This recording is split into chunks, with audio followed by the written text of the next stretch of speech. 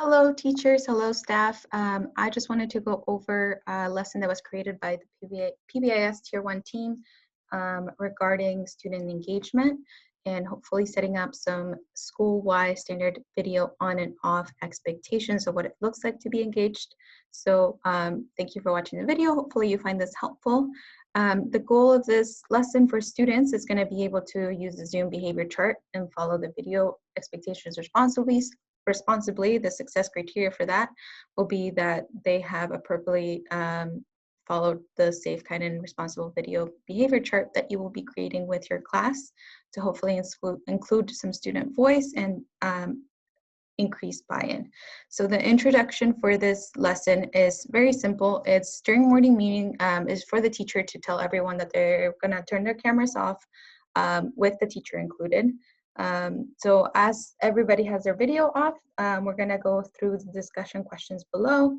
For example, right here is asking how does having the camera on help us learn? Could be an example of, can you see what I'm doing? Can you see me showing you the steps? Maybe you use your board behind you, and that could be a big reason to be like, I can't see the board, right? Kids might say that, something like that. Did you feel like this was safe, kind, responsible? If we all had our cameras off, I'm hoping most students will say no, it was not. How did that make you feel when you couldn't see the teacher? How does it feel when you can't see me right now? Obviously, hearing a voice could be a question you ask students. After that, asking everybody to turn their video on. And there's a chart to capture their thoughts when we ask the last question. Let's talk about situations when a video should be on versus off, and then capture their thoughts in the chart. Once you have captured their thoughts, there's a second section in the chart where there's what does participation look like when, for whatever reason, family reasons, classroom reasons, your video is off. When you have your camera on, talk moves can be a great way to show that you are listening, following along with the lesson. Even teaching a classroom signal for restroom use so that the lesson's not interrupted can be also helpful.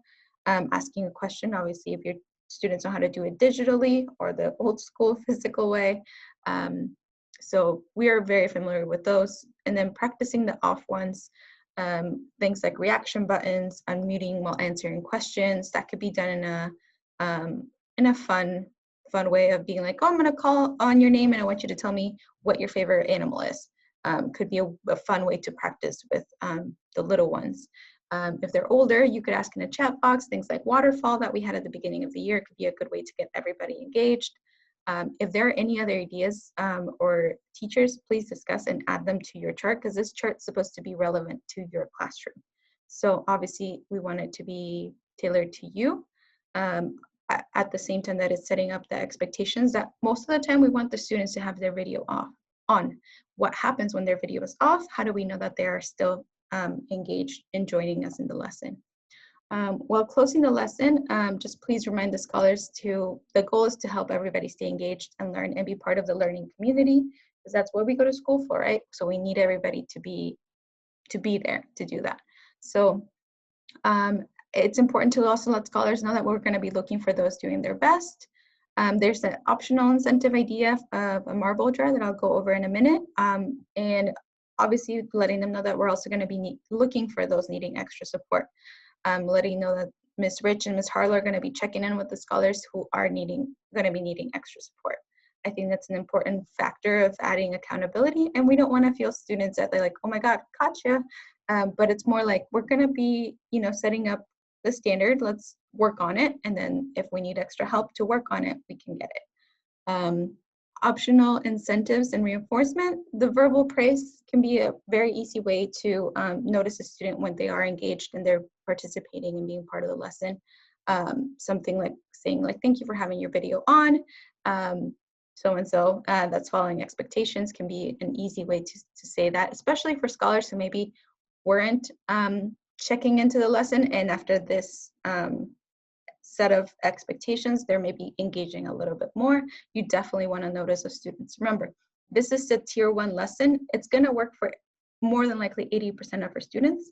There's always going to be that 25, 15% that might not click into this, and that's where we go into tier 2 supports. So just keep that in mind as you teach this. It hopefully will work for mostly everybody, but there's always going to be those outliers that it might not. For optional incentive ideas besides the verbal praise, there's some marble jar that we got from first grade that they shared with us, used to incentivize engagement of students. Obviously, just like you would a marble jar in a classroom, same thing. This one's digital, which is cool because then you don't have to go buy anything. It's on your computer. You decide how many marbles / points scholars can earn during a learning block. You said maybe it's 2 marbles per learning block, and if everybody's engaged and participating, we can all, make it towards the goal. Some ideas of what rewards students liked: scholar advisory provided these. A dance party, picking songs maybe during break times, playing virtual backgrounds, social Zoom time. I know that was a big one for older kids. A pajama party. These are just a few, again, options you can do. You don't have to do any of these. If you have a different positive behavior tracker than the marble jar, feel free to use that instead. Totally fine. Maybe so I know some teachers are doing words where every time they do well, they earn a letter. And when they finish the word, that's when they're able to earn their incentive.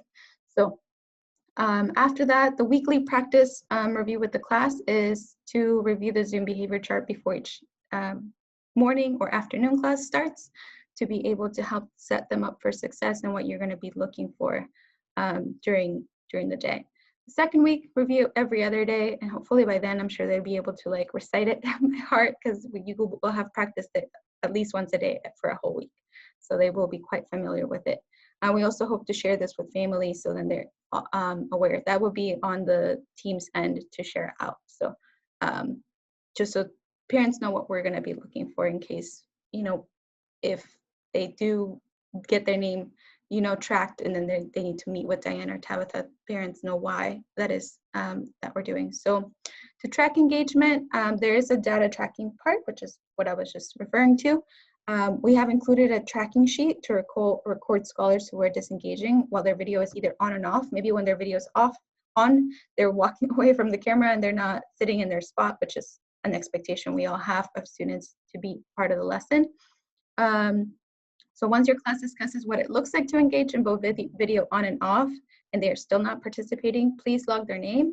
When a scholar's name has been logged 3 different times, and please pass the name along to Tabitha or Diane to check in with the scholar and decide next steps. So I recommend printing the sheet out just so it's easy to track scholars as you're teaching the lesson. Otherwise, it might be a little bit hard to go toggling back and forth, or you might forget to write it down because it's online. I know that happened to me when I was trying to practice doing it while teaching my lessons, just to make sure that it was feasible for us to do. So here is the chart you will fill out with your class. Video on, video off. Capture their thoughts. What are the different situations that we might have our video on? If there are exceptions of videos off, there could be family reasons, maybe classroom expectations. Going to the bathroom could be an example. So capture their ideas. What is your class set as one versus the other? Remembering that the district's expectations that our cameras are on during the lessons all the time. So participation looks like in video on would be talk moves, asking a question. We went over those, answering when called on, doing your in-class work and staying in your learning spot. Participation looks like when your cameras are off, maybe it's reaction buttons, unmuting and answering questions. Even when their cameras are off, we can still hear them and letting them know that.